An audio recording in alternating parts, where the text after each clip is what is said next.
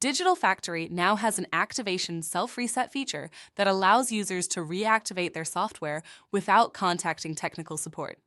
Activation self-reset is useful when a user can no longer access the computer on which Digital Factory has been activated. It could have been lost or damaged or replaced, making it impossible to deactivate Digital Factory through the Help menu. A computer may also appear to be a new computer if enough components have been changed or upgraded. To use the self-reset feature, start by first installing Digital Factory, and after launching the newly installed Digital Factory, the activation and registration page will open.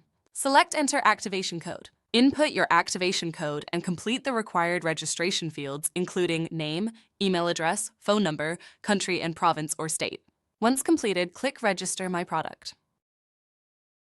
If the software detects that your activation is currently assigned to another machine and the self-reset eligibility requirements are met, a window will pop up giving you the option to perform a self-reset. Click Yes, and a PIN will be emailed to the email you used to register your activation code for Digital Factory.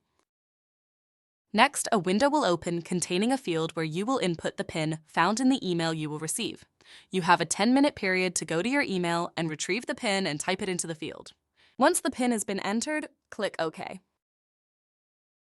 A prompt will appear informing you of the activation success. For the activation to take effect, you must fully relaunch Digital Factory. Click OK. Your copy of Digital Factory will now launch activated.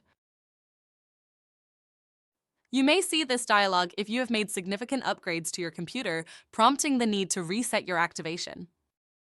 There are a number of reasons the self-reset process may be interrupted, and as a result, you see this dialog, such as missing the 10-minute window to input the PIN was entered incorrectly, a poor network connection, or there may be invalid information. In these cases, the self-reset process will end. You can perform the self-reset process again by launching Digital Factory and restarting the activation process. The self-reset is limited to once every 2 weeks.